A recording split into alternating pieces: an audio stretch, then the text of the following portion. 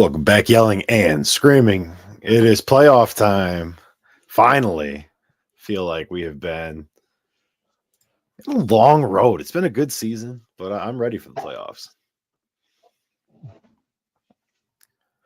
just really want to jump right into some good playoff football, and I think we've got it. I think Wildcard weekend is going to be solid.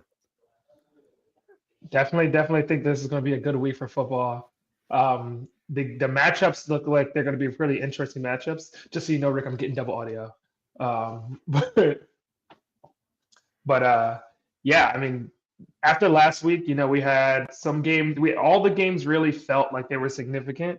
There was a lot going on as far as teams making it, teams really moving around. Not too many teams, not too much about teams making it, but more about teams kind of moving around and shifting into position. Um, and really got a chance to see the teams that really had to play to get into their final positions.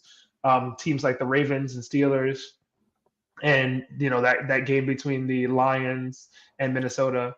That those games kind of really give us a sense of how those teams plan on playing going into the playoffs. Where some of their strengths were, and exploiting some of the weaknesses of the other teams as well that didn't fare as well in Week 18. So I think this is a good slate of playoff games that we got coming up here. This is like year 3 or 4 of the NFL splitting these games onto Monday, which is annoying as hell from a viewership standpoint. So you got the days of the week there on the screen. The AFC is on the front end of the weekend, and the NFC is on the back end of the weekend. Kind of the way it falls out. I believe the AFC is going to be Saturday of the divisional rounds, and the NFC is going to be Sunday of the divisional rounds. Try to keep that rest as squared away as possible. I don't actually like that. I don't like it. I think that if you're gonna do it, you swap at least one of the games. Like, give me, give me one of the NFC games on Saturday and one of the AFC games on Sunday. Just too structured, too organized, like blah. That's the NFL, baby. I mean, realistically, you've got enough. A lot, obviously, you've got more NFC games that are East Coast, but still, you can make it work. You can make it work. So, do you want to jump into the games, or do you want to jump into player superlatives to start? Honestly, let's go with the superlatives because it was a really good season. A lot of teams had guys performing that I didn't think they were going to be performing at the level that they were. And if you had asked, looked at the superlatives at the beginning of the season, everyone had different people in most of these positions than what we're looking at now. So I think it's definitely interesting for us to look at real quick. Well, let's start at the top. Offensive Rookie of the Year. This is one that I think is going to be tighter than a lot of people are expecting. I have Bo Nix as Offensive Rookie of the Year. And the reason for that is because he's kind of that story that the NFL loves. They love their bullshit narratives. And he sucked. Bo Nix started the year and he was god awful. And he has taken the Broncos to the playoffs. He has developed as a player. I don't think he was the best player all year. I think he is the best offensive rookie over the last 8 weeks. And I don't think it's particularly close.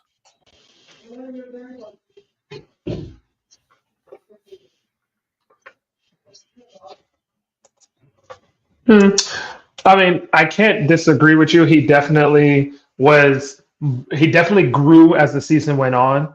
I don't know if I would put him as the best offensive rookie over the past 8 weeks because my guy Brock Bowers was consistent throughout the season.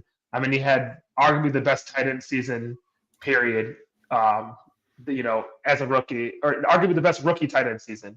And so, he just played well the whole time. Bo Nix had some really good flashes where you could see where his upside is, and that was really good. He definitely played well over the last 8 weeks of the season.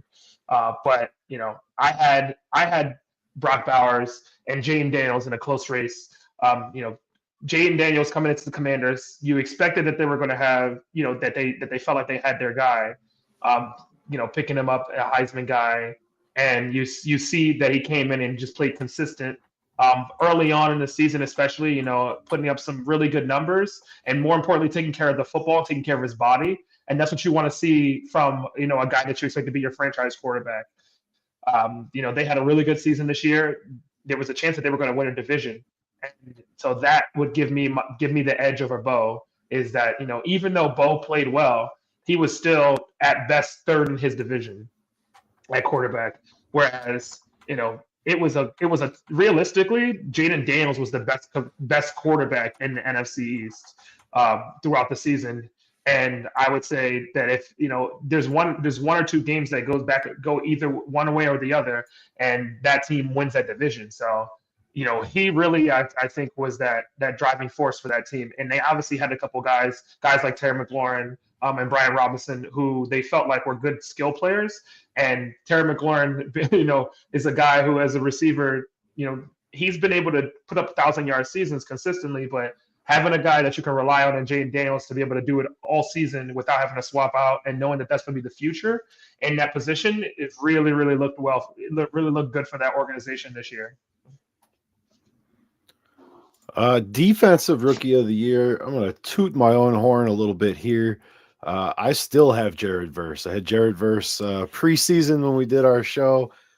He's looked great all year, has been an impact. Unfortunately, doesn't have the sack numbers that he should, because as a rookie, he's been commanding double teams. Obviously, a key part of a really good Rams defense. Jared Verse is still my pick for defensive rookie of the year.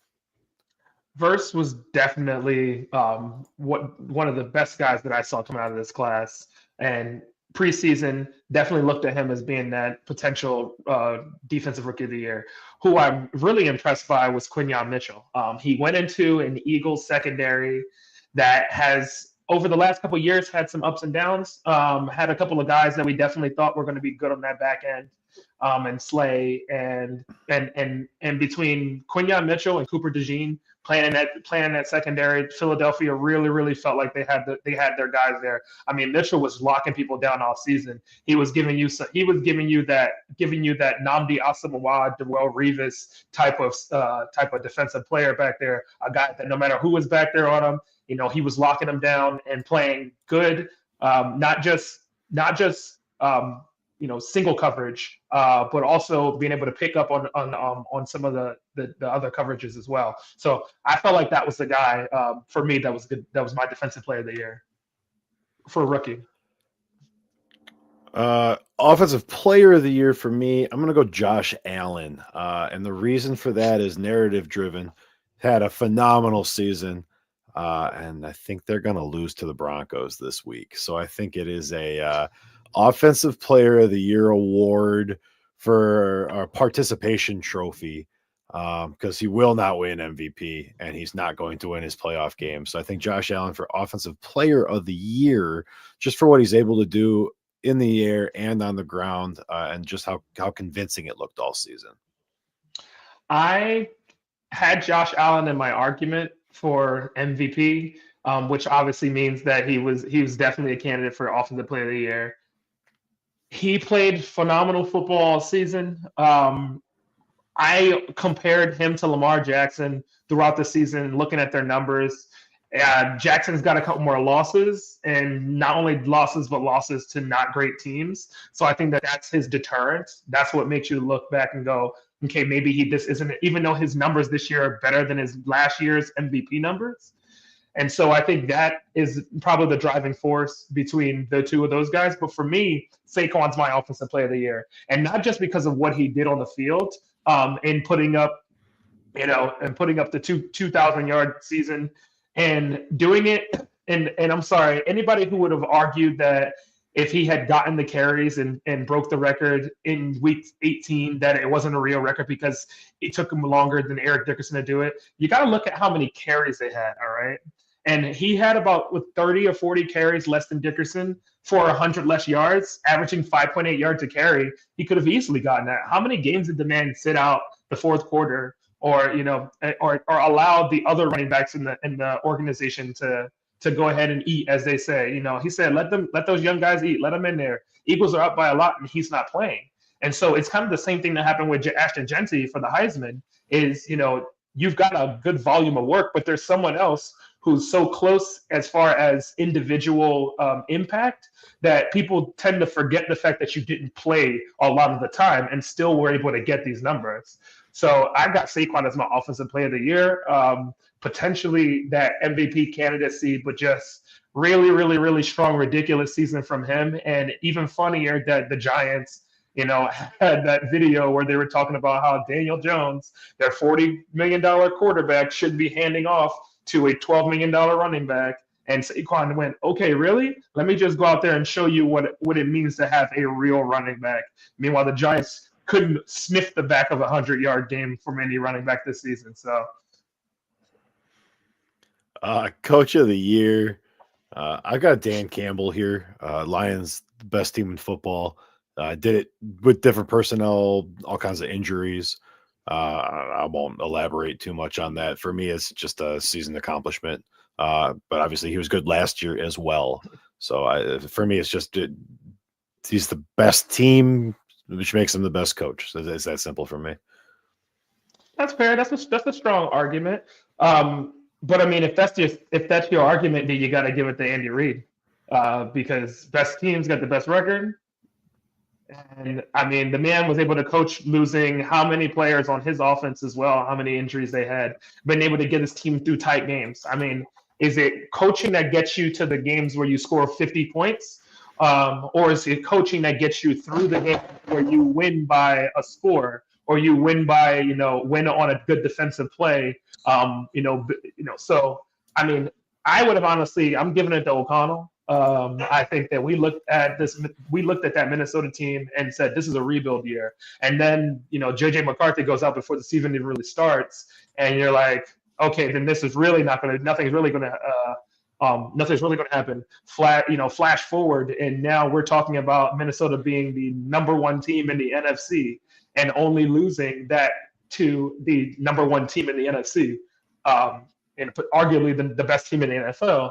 So I definitely have to give it to O'Connell if I'm going to go with, someone who really, really, really coaching made it is more of an impact for me than the Lions. Dan Campbell it was great last year. So, it wasn't like he had too much to get him to that next level. And if it wasn't him, I'm giving it to Peyton, because looking at that offense and looking at what they could have been, I did not see the Broncos being as good as they were this year.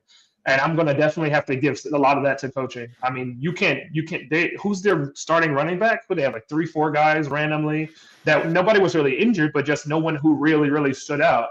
And their receiver core is not anything that anybody is writing home to mom about, but yet they were able to find ways to win games and able to play very effectively and very, very well behind Bo Nix and a much better defense than I was expecting to see this season. So I would say kudos, give that to Peyton or O'Connell. I do have to say, Lions have the same record as the Chiefs. They scored 200 more points and only gave up 18 more points than the Chiefs. Lions are way better. That's true. That's true. They did. Lions offense was arguably the most unstoppable offense, specifically when they went up in games, because they just stuck their foot on your neck. A lot of other teams, they'll get up by 21 points and then they take their foot off the driver's pedal and you start to see, other teams come back. The Lions did no such thing. They played 4 quarters of football even when they were up by 25 points. Oh, cool. We have no problem with scoring 30, 35, 40, 45, 50 points against any team, no matter how well our defense is doing. So that I give props for. But if I'm talking about close game coaching, and how I saw some of the impacts of some of the play calls really, really, make it or break it in some games, I'd say that those other 2 guys probably had a lot more difficult in their tight games. Oh, yeah. Who's your MVP? I honestly got Lamar. I put Lamar back in there. You can't say that the man does better this season than he did last season and say he's not MVP. I mean, like for everything that Josh Allen did this season, Saquon Barkley did this season. I mean, Lamar's numbers are just better. He threw 40 plus touchdowns on four picks. Had a better rushing season than last season, essentially, somewhere around there. With the touchdowns too. Like he put up numbers, and we didn't talk about, we talked about Derrick Henry obviously contributing to that offense, making it a lot easier for people forcing you to have to stack the box, giving Lamar a little bit more to get the ball downfield. But I don't know, man. Him and Josh Allen just back and forth on that argument of who was the best quarterback all season, with Joe Burrow just throwing the lights out. I give it to Lamar. Yeah, I know I'm gonna be wrong on this, but Saquon's my MVP. Just the body of work. I mean, you could almost make an argument for the guy to win comeback player of the year, which is insane to think about. But I think the 2,000 yard mark is something that we don't see eclipsed very often. And when I think about the MVP, the most valuable player, I'm of the school of thought that like the year Peyton Manning sat out, he should have won the MVP because like very clearly he was the most valuable player in football. I think the Colts went from a 14-win team to a 2-win team. And so kind of by the same argument, seeing both Saquon's impact with the Eagles, but also his impact on the Giants with most of the same characters, and then just eclipsing that 2,000 yard mark and getting NFL legends to engage you in a negative way. I had so much respect for Eric Dickerson until he opened his damn mouth. Shut up.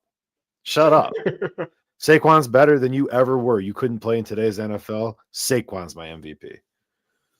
I like it. Honestly, Philly boy, anytime we get to smash on the Giants, I got no problem with it. Eric Dickerson, anytime I hear legends talk about new guys or younger guys and how they had it differently, and back in my day, we were so much like last time I checked, didn't Dickerson get the record from OJ? And didn't OJ do it in 2 less games? Like, come on, what are we doing here? If every time we look at a record and we try to look at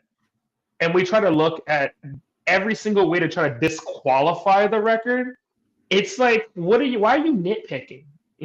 Like, why are you nitpicking? Did you hear Kareem Abdul-Jabbar complain about how long it took LeBron to get the most points in a season? No.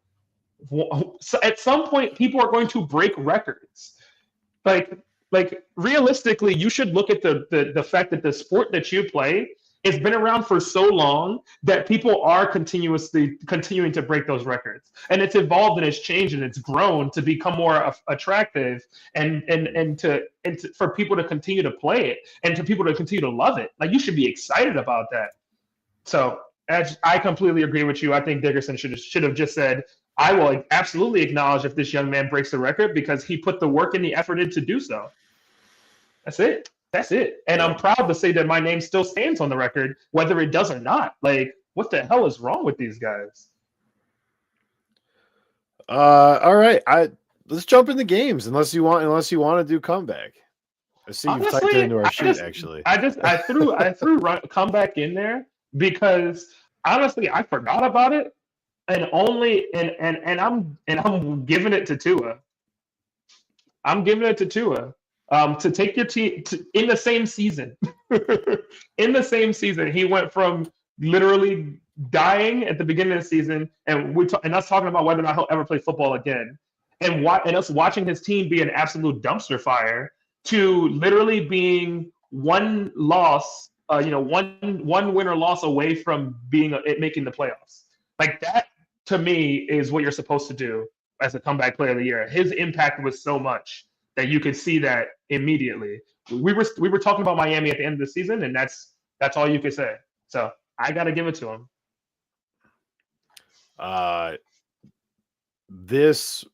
If you watch our basketball show, you know I have an immense hatred for the Associated Press. This is an AP award, and it's bullshit. And Burrow's going to win this award. Burrow's going to win Comeback Player of the Year. They have gone out of their way to reiterate again and again and again the criteria for this award.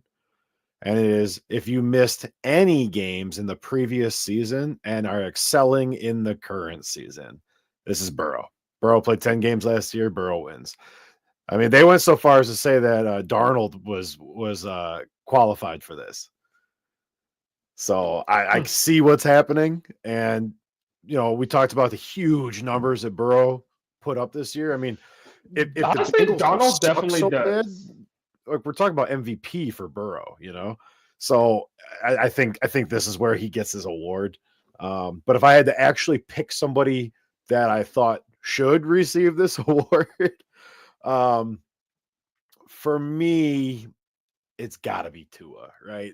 I mean, the guy has no business still playing football, and he not only came back from that in the same season as you mentioned, but he's looked good. I mean, he had the Dolphins on the cusp of the playoffs. So for me, it's also Tua, but I think Burrow wins this award going away. Yeah, I could see them giving it to Burrow. I mean, obviously he's winning he's going to win the passing. He won the passing title. He had a phenomenal offensive season, and I gave him shit for the haircut at the beginning of the season. I put winning I put the onus of winning on the offense a lot in football. I really do. But to have to have the Triple Crown winner as your wide receiver, and to have put up with essentially almost a 5,000 yard season with 40x touchdowns, and end up in a situation where you don't even make the playoffs, I can't blame the quarterback. I'm sorry. I just can't blame the quarterback. You have to do something on defense. You got to stop somebody.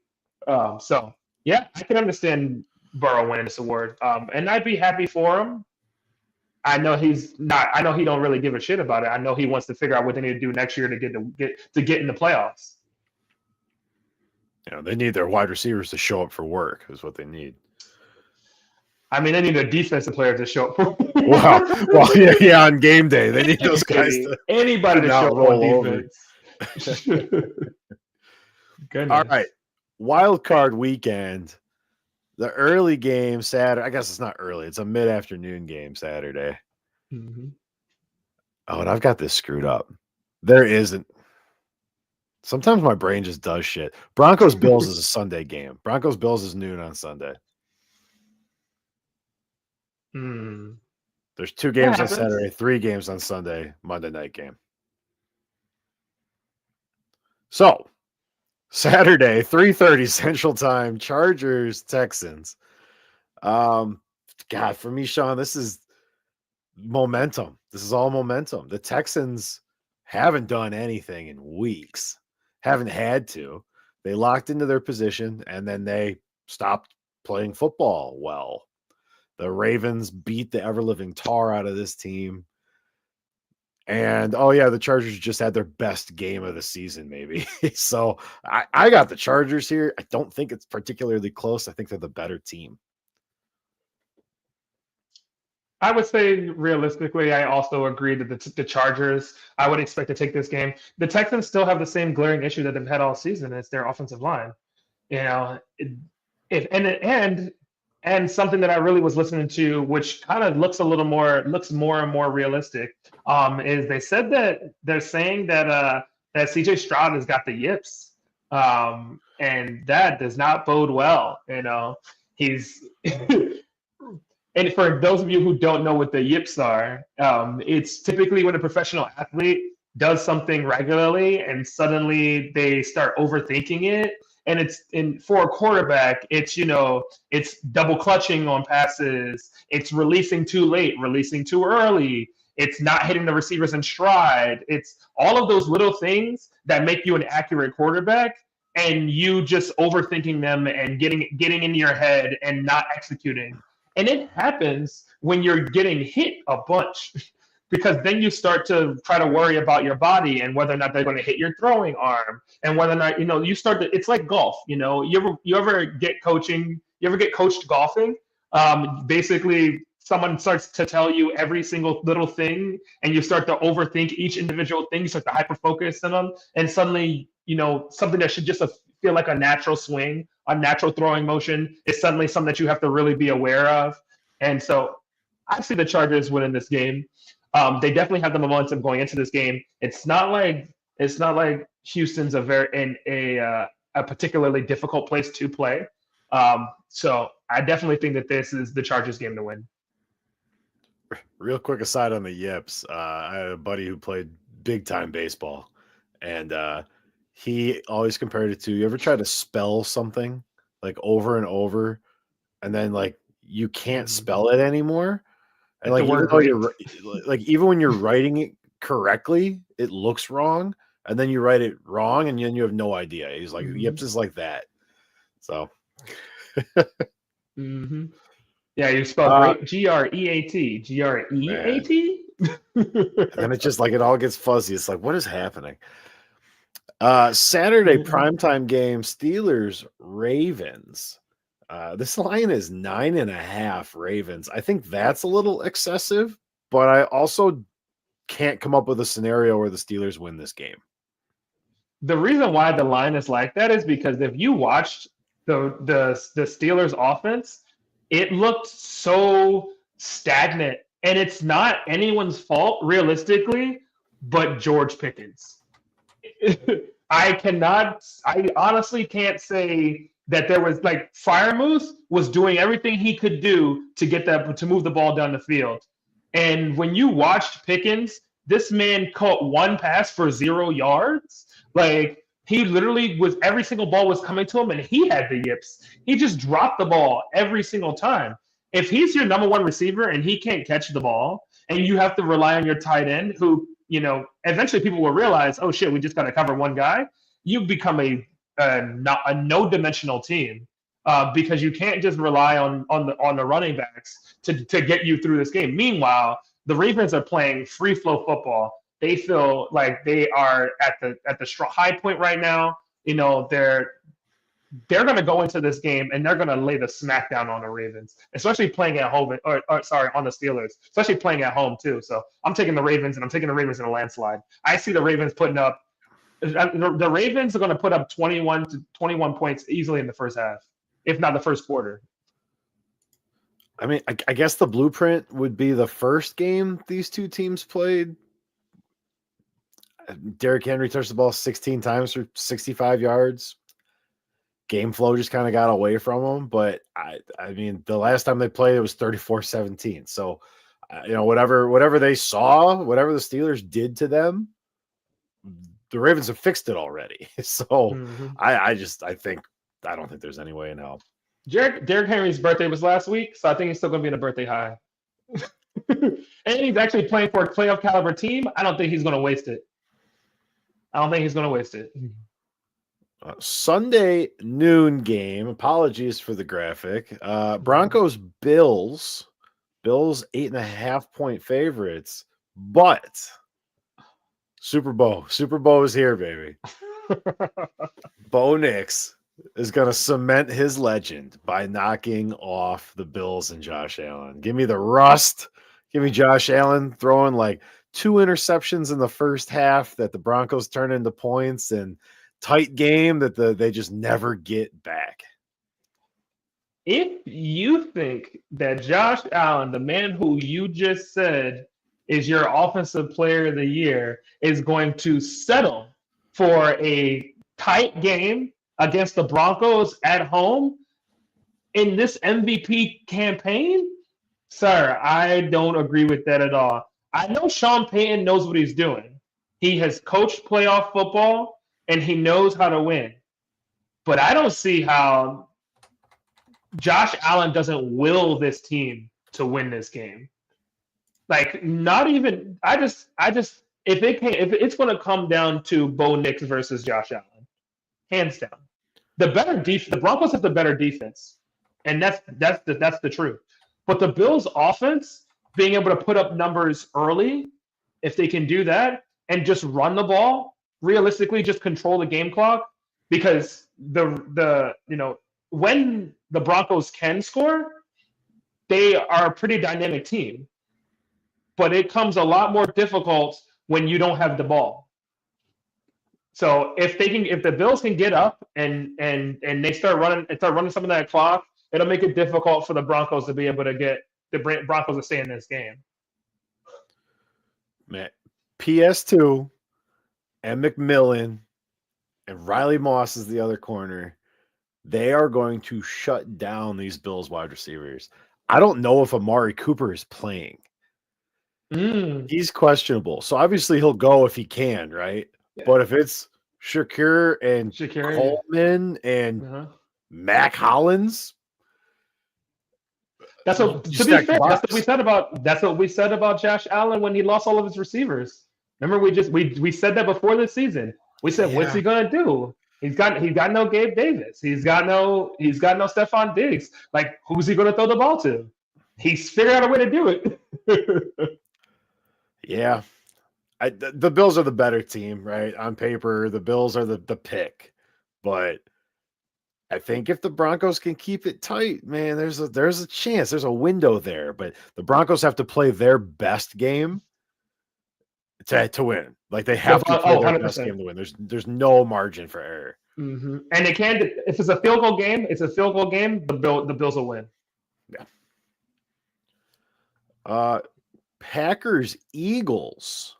This is the afternoon game on Sunday. Man, the Packers looked bad. They looked awful, top to bottom. It doesn't help to lose Christian Watson.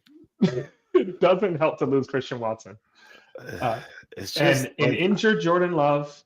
We looked at him when he first came out of the injury after Malik Willis put up some really, really good numbers, played some good football. And I talked about how Jordan Love throws off his back foot. He seems to have done a better job throughout the season of correcting that. But throwing elbow now, how's he going to play through that? And losing, I would say his most consistent receiver, in Watson. I think that is definitely going to affect them. The Eagles are going to lock in. Good luck stopping Saquon.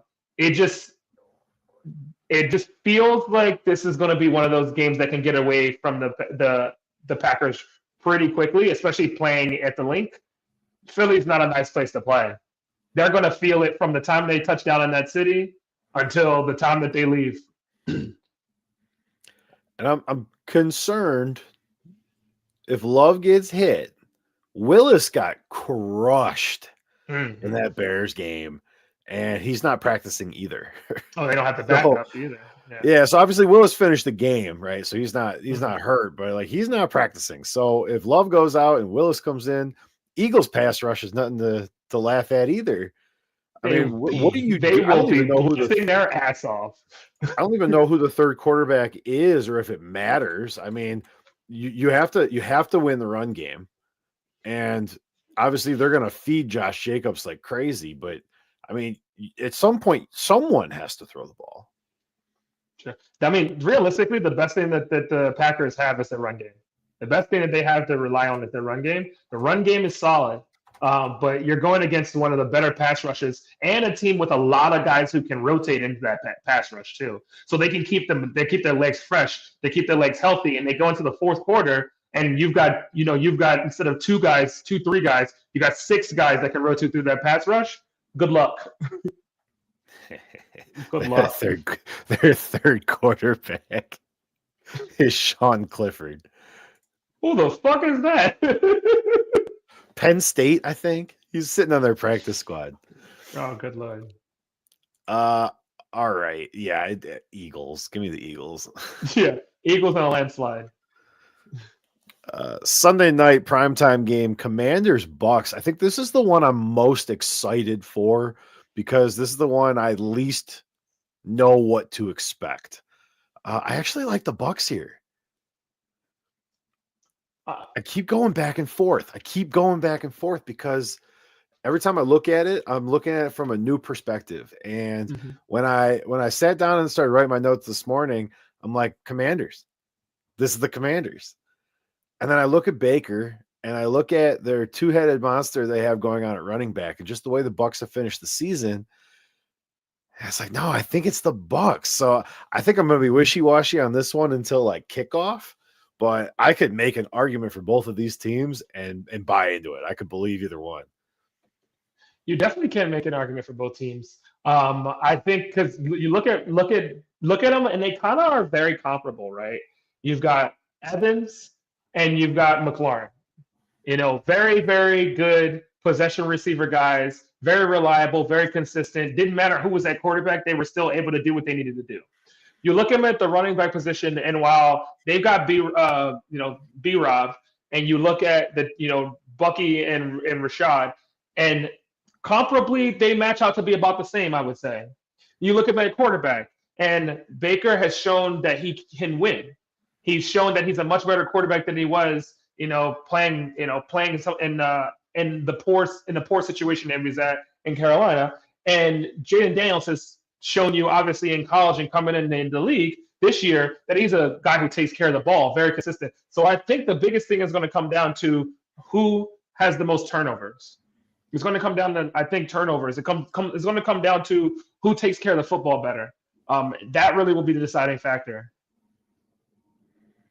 Yeah, I'm gun to my head. Give me the Bucs at home, I guess. But yeah, I'm excited for this one. Daniels has no playoff experience. Baker's already won a division title before, and he's been in the NFL for a lot longer. So I think he'll be able to manage the pressure. But I'm excited to see what Jaden Daniels looks like in his rookie campaign in a playoff game. Which honestly, he's got a good path, depending on what happens in that Rams Vikings game. He's got a good path. Yeah, I mean, yeah. I guess let's jump to that one now. Monday night game, Vikings Rams. Vikings also did not look good in their final game of the season. They've played the Rams before, and they couldn't stop the Rams the last time they played. 4-touchdown game. I think the Vikings are better, but for me, it's defensive rookie of the year, Jared Verse. If he can get at Darnold, I think the Rams win this game in a tight one. So I look at this game and I see a Vikings team that has played very consistently over the season, losing that game against a divisional team, just kind of getting outclassed completely. It really isn't really indicative of how well they played all season. And I think that the Lions were and are the best team in the NFC overall. However, the Rams' offense is clicking at all the right moments right now. They're healthy. They got guys back that they needed to really keep their offense flowing. Their defense is playing much better. They're a hot team going into this playoff right now.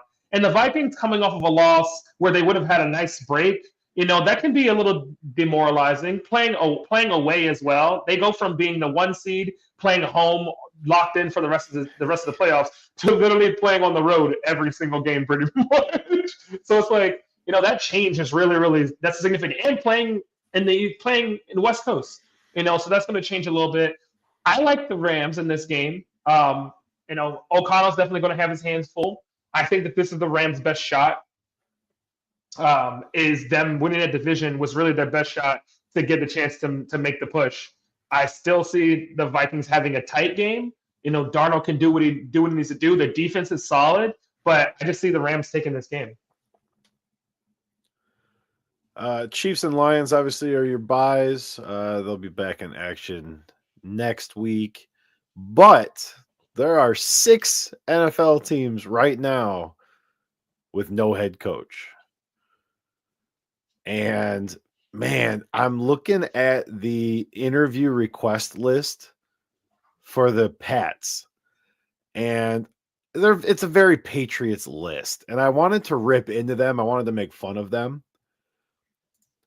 And then I pulled up the Jets list.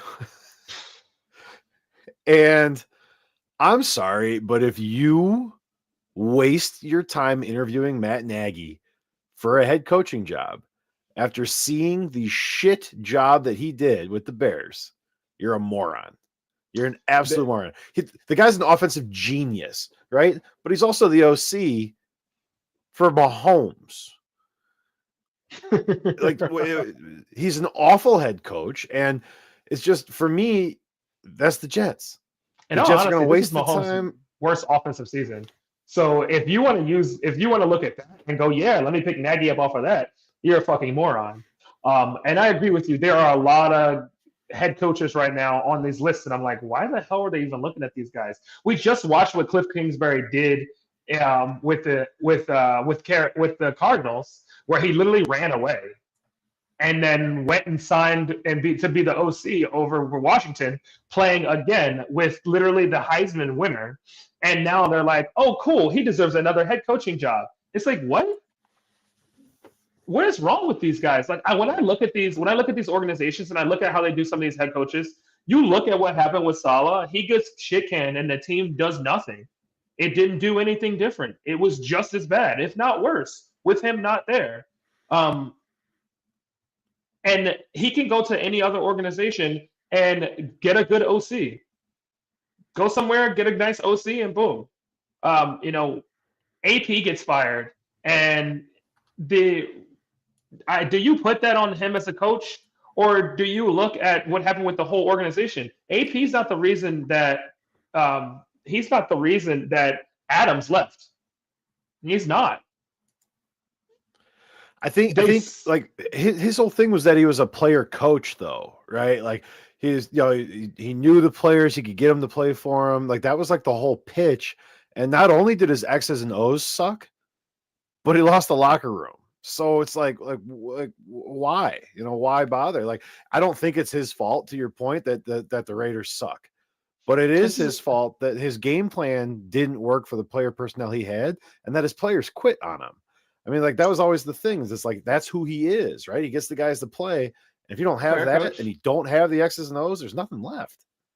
I think that the issue that I see is that they just they had no identity. You look at them, who's their quarterback?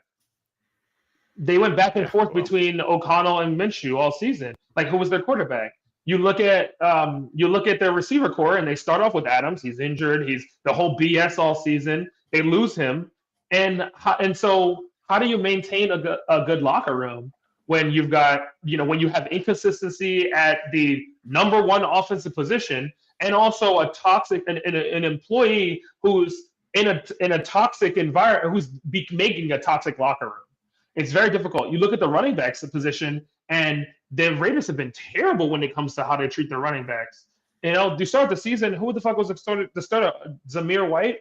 Like, no performance there whatsoever. And so by the end of the season, it's like, I don't even know. Amir Abdullah was my run. Like, it was just such a poorly managed team that I can't blame the head coach.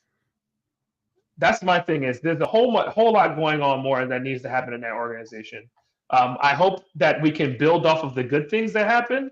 I hate when I see good things happen and then they just tank the next year.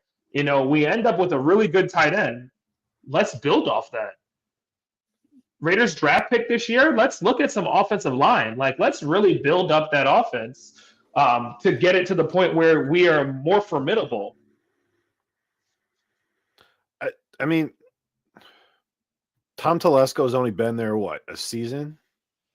He's the GM. Mm-hmm. Give him a shot, I guess. But, I mean, they didn't do anything in free agency. No, not a damn thing. One guy that is going to get a job and is going to hold up all the other hirings is Aaron Glenn, defensive coordinator for the Lions. And I think a lot of teams would be lucky to have him. I think my other favorite on just kind of the short list here is Kellen Moore. Kellen Moore, who's the OC for the Eagles. I think they're both going to get a shot, and there's some spots they fit. Kellen Moore, obviously, fewer places than Glenn, but I think they're both going to get a shot, and I think they both be good candidates. Glenn to the Saints is one that I would love to see with how their defense has been.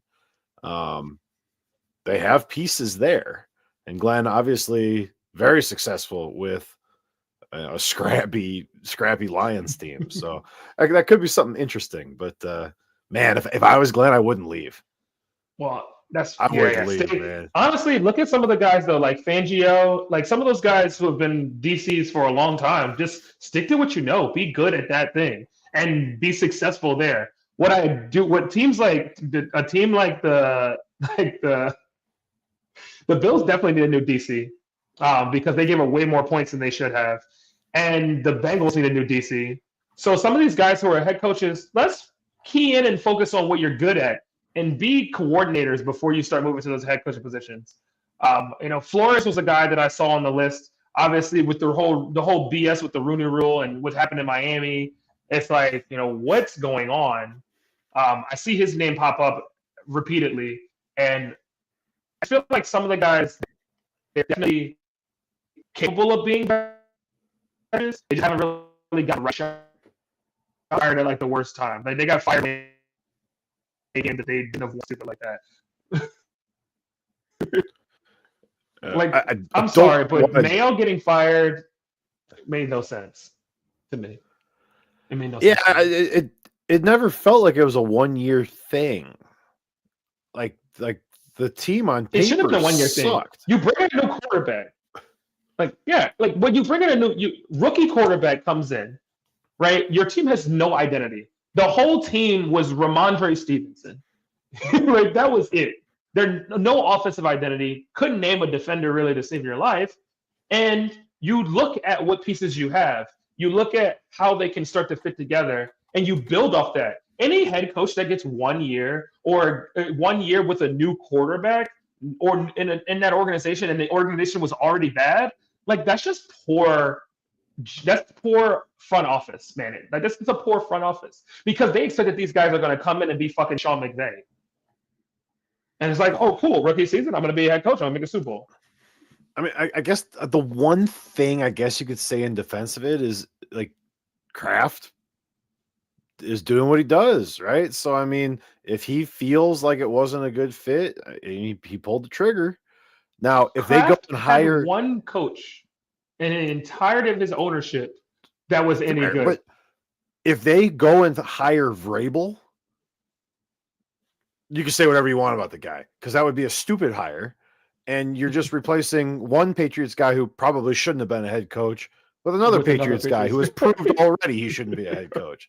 So, like, if they go get a coach, I don't care if he has head coaching experience or if he's an OC or a DC. If you go get a coach, not a player, okay, I can stand by that, right? Sure, maybe Mayo wasn't the right fit. Cool. If you go hire Vrabel, all the credibility's lost. What about Carroll? You think he'll take Carroll? Man, so I feel like somebody's going to. You know where I think he'd be a great fit? Raiders. The Raiders. Raiders. They need a guy. They need a guy who has the respect already. I think that what they've done in the recent years, with the exception of Gruden, who was my fucking guy, is they had guys in there that were still not the energy, that leadership they need. Sorry, but Josh McDaniels was not that guy. He was never that guy.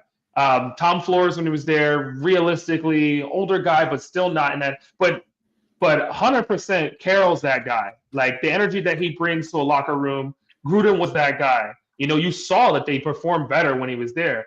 Somebody like one of those two guys, and then you pick up a solid OC or DC. I need a DC, realistically. I need the Raiders to have somebody who's so hyper focused on defense that becomes our main focus, because that they've had a couple of seasons where they've had Pro Bowl wide receivers. The past couple of years they've had Pro Bowl wide receivers. They've had 1,000-yard receivers. The defense has been abysmal. So that's where I need. That's been years since they've had a reasonably good defense.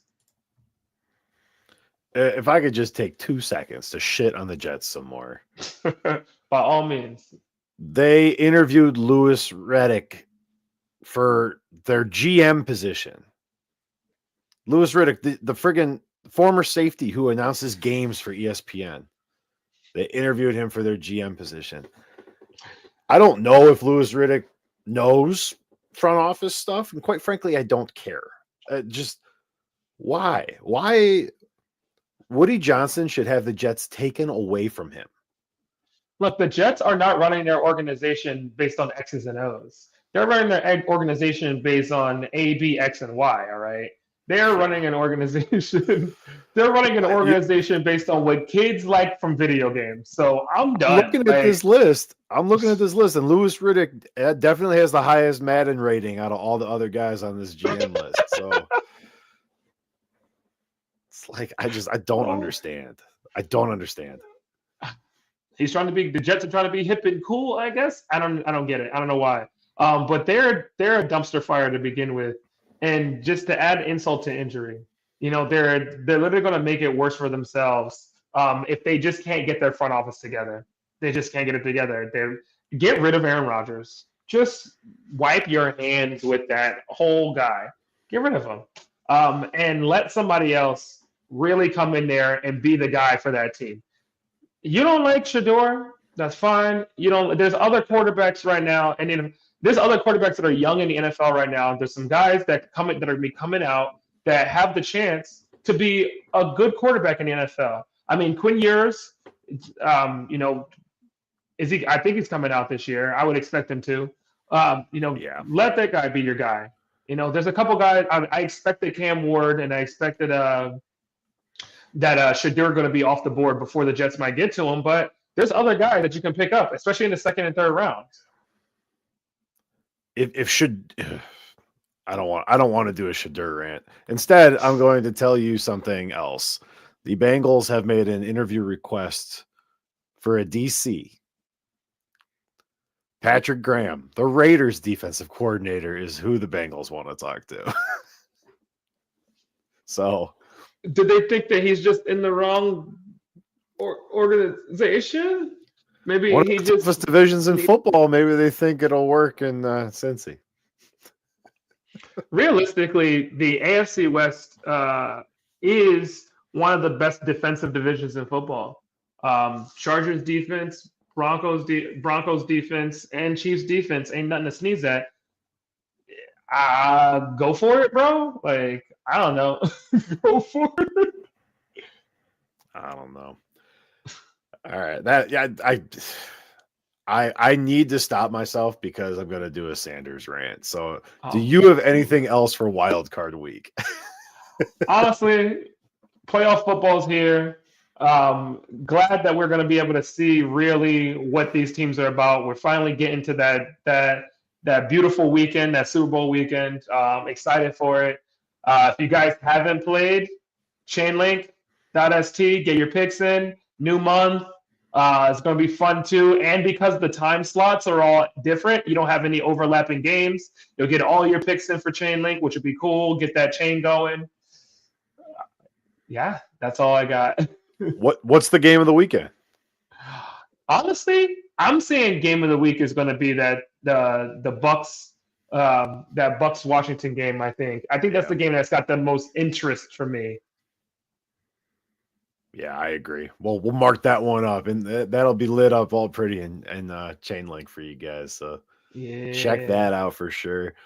Sean, we need to have a little production meeting and decide how we're gonna handle off season and whether or not we do a show next week. So I guess for you guys, watch the socials and see if we're doing a show. Honestly, I would love to do it. At least a monthly show. Just kind of give give a little. We can do something on the draft. We can do something on any news. There's going to be coaches signings. And it really will only be a couple months. We can even touch on some. We were talking about doing some segments like rule changes, uniforms. Yeah. We can look back on key performances over the season and look back at how some players really developed. We can do some player comparisons. Drop us some comments. Drop us some comments. Let us know what you want to see, and we'll get some shows scheduled up. We might do one next week for divisional round. There's still going to be a few games. Yeah. Yeah, I mean, it'd be also cool if we just did a shorter show, maybe not an hour, just cut it to maybe like a half hour, just to make sure we give you guys some content, and keep in touch base on what happened in the previous week, and especially since we'll get a chance to, it'll be our chance to see the Chiefs and the Lions playing, in some significant games. Obviously, this past game was very significant for the Lions, not so much for the Chiefs. So it'd be cool to see if if the Bills, do what they need to do with the Broncos, and then watching basically that 4-5 game for each side, kind of how that plays out and how they're going to play against that number one seed. All right, that's all we got for you this week. Thanks for joining us, yelling and screaming. And like I said, watch the socials. We'll be pushing some more shows out. That's right. That's right. At KS Flash. King of Lake, wherever you can find us. Have a good week, guys. Enjoy Wildcard weekend. Enjoy. Take care.